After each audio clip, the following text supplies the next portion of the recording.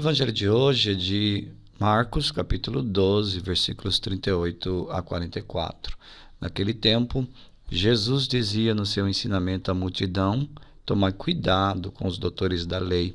Eles gostam de andar com roupas vistosas, de ser cumprimentados nas praças públicas, gostam das primeiras cadeiras nas sinagogas e dos melhores lugares nos banquetes. Eles devoram as casas das viúvas, fingindo fazer longas orações.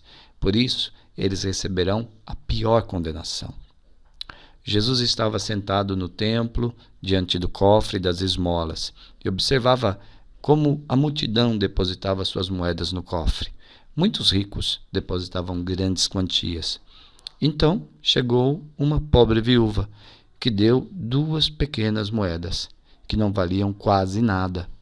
Jesus chamou os discípulos e disse: em verdade vos digo, esta pobre viúva deu mais do que todos os outros que ofereceram esmolas.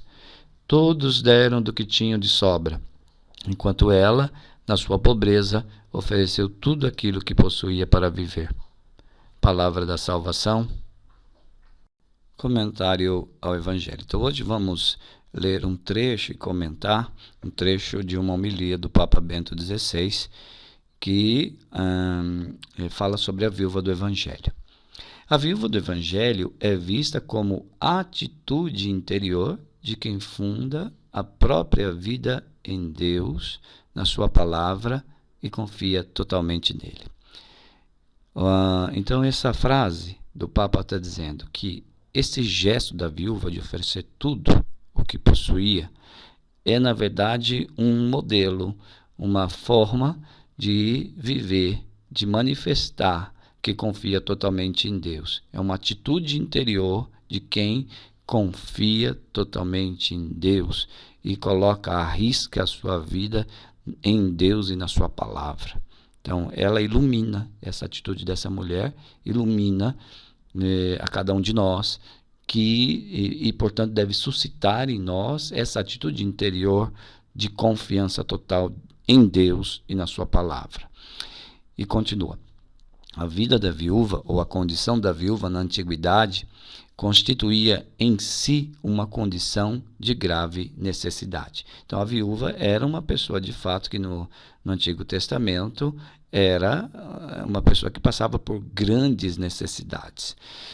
E por isso na Bíblia as viúvas e os órfãos são 2 pessoas das quais Deus se ocupa de modo especial. Por quê? Porque perderam o apoio terreno, mas Deus continua o esposo delas, o seu pai. Tá bonito isso, né? Ele diz, olha, na Bíblia, quando a gente vê os textos bíblicos falando sobre a viúva e os órfãos, nós vemos ali que Deus se ocupa deles de maneira especial, justamente porque essas pessoas perderam o apoio, perderam o esposo ou perderam o filho. Então essas pessoas não estão desamparadas, porque Deus permanece com elas.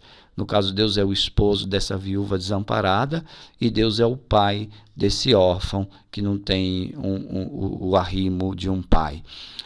Contudo, a Escritura diz que a condição objetiva de necessidade, ou seja, o fato de ser necessitado, o fato de ser pobre, o fato de não ter ninguém que acolha, que acuda, e não é o suficiente.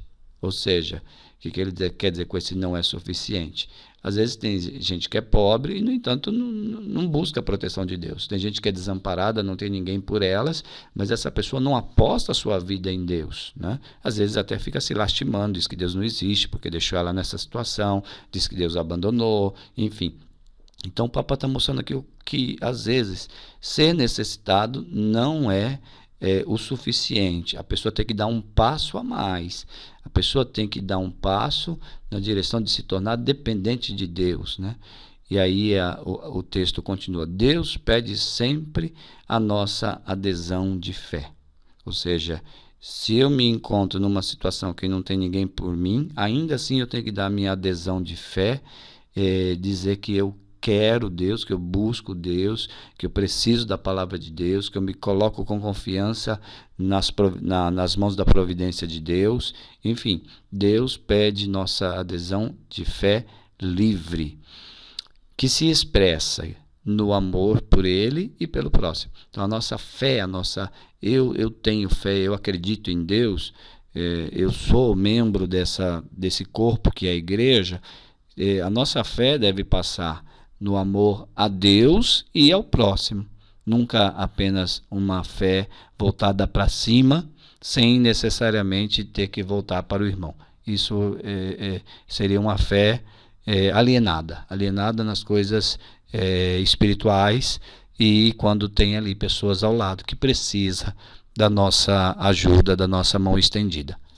Então, nossa adesão passa pelo amor ao próximo. E aí o Papa conclui: ninguém é tão pobre que não possa dar algo.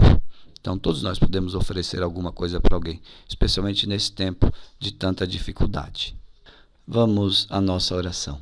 Senhor Jesus Cristo, caminho, verdade e vida, rosto humano de Deus e rosto divino do homem, acendei em nossos corações o amor ao Pai que está no céu e a alegria de sermos cristãos. Vinde ao nosso encontro e guiai os nossos passos para seguir-vos e amar-vos na comunhão da vossa Igreja, celebrando e vivendo o dom da Eucaristia, carregando a nossa cruz e ungidos por vosso envio. Dai-nos sempre o fogo do vosso Santo Espírito, que ilumine nossas mentes e desperte em nós o desejo de contemplar-vos, o amor aos irmãos e especialmente aos aflitos, e o ardor por anunciar-vos. Discípulos e missionários vossos, nós queremos remar mar adentro, para que os nossos povos tenham em vós vida abundante e construam com solidariedade a fraternidade e a paz.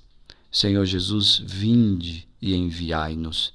Maria, Mãe da Igreja, rogai por nós. Amém. Glória ao Pai, ao Filho e ao Espírito Santo, como era no princípio, agora e sempre.